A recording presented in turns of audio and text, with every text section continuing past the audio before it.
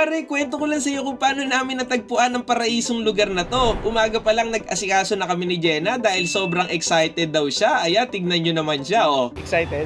Excited ka? Yo, let's go! Kaya naman bumiyahe na agad kami, kaso hindi muna kami dumiretso kasi kailangan naming dumaan dito sa... Hey, dito kami ngayon. Nasa ano na tayo? Gas station. Nagpagas muna kami para hindi maudlot ang kasiyahan ni Ate Jenna. Tignan nyo naman kung gaano yung kasaya. O, diba? Kahit sobrang init ng araw, nakangiti pa siya. Kumakanta-kanta pa. Pang The Boys talaga. At dahil nga, mabilis yung motor na dala natin. Nakarating agad tayo dito sa Batangas. Halos nangangalahati na agad tayo dito sa destinasyon natin. May mga kasama rin pala tayo dito, pero mga nakasasakyan sila. Kami lang ni Jenna yung nagmotor kasi eto yung hilig namin talaga. Kita nyo naman kung gaano siya kasaya. Ayan, di ba? Pero etong motor na dala natin, pwede sa expressway, kaya naman dito tayo sa... Oy! Nag-finger heart pa si Jeron. At tinanong ko naman siya, sabi ko, paano siya umutot? Sabi niya, ganito raw. Op, op, op. Ang cute mo naman talaga, Jeron. Kaya naman, bumiyahe na ulit kami ni Jenna. Pero nagkaroon ng konting problema.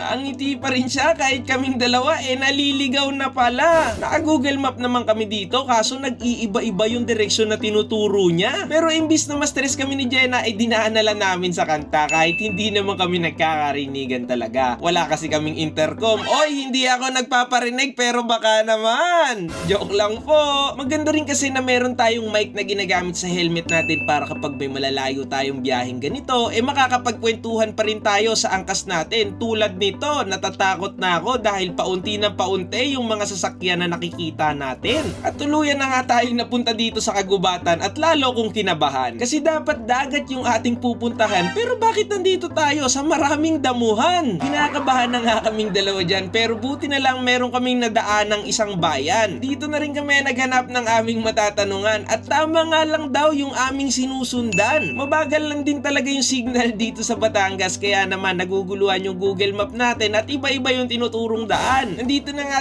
tayo sa Barangay Imelda at dito yung resort na ating pupuntahan. Palapit na nga kami ng palapit pero wala pa rin akong dagat na nakikita, kaya naman ako'y kinakabahan. Nawala na rin yung kaba ko nung nakapag-park na kami kasi meron nang lumapit sa aming lalaki na aming napagtanungan. Dapat dagat yung pupuntahan namin pero puro gubat dito dahil meron pa pala tayong 145 steps na hagdang dadaanan. Ayan, kita nyo naman, pagod na yan. Parang susuko na, pero sabi ni kuya, worth it daw yung pupuntahan kaya dumiretso lang daw dito sa hagdan. At eto na nga, ang ganda talaga pala dito.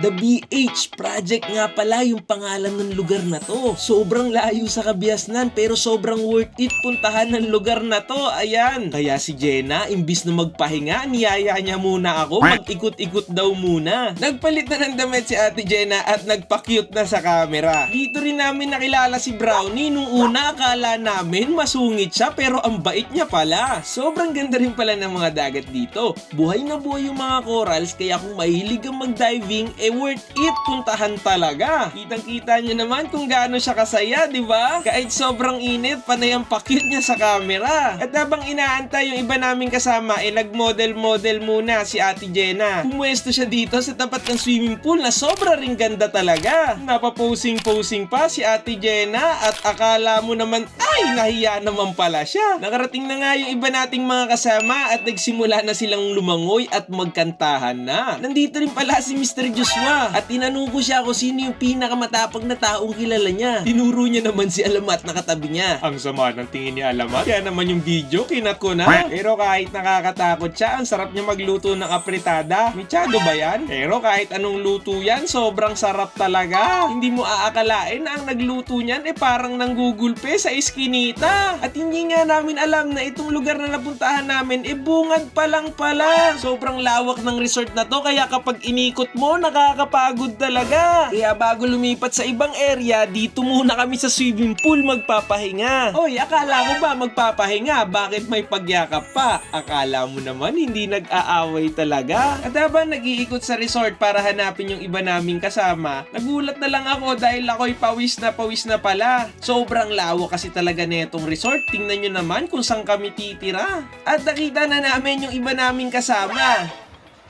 Tutok. Tutok. Sa pagpili pala ng kwarto, si Jeron yung pinili nating makasama. Bukod kasi sa nakakatawa yung mukha niya, sobrang galing kasi niyang kumanta. At sigurado ako mag-i-enjoy kami pag kami mga lasing na. Ang cute-cute niya talaga. Dito rin pala yung mga gagamitin naming kama. Kaya kami rin ngayon ay magpapahinga na. Kasi bukas meron tayong gagawin na masaya. Dahil si Ate Jenna ay magiging model na. Pipicturean ko rin yung iba nating mga kasama. Kaya salamat sa pagsama. Kung umabot ka dito, i-share mo na. Oh, samahan mo ulit ako bukas ha. Kita kits!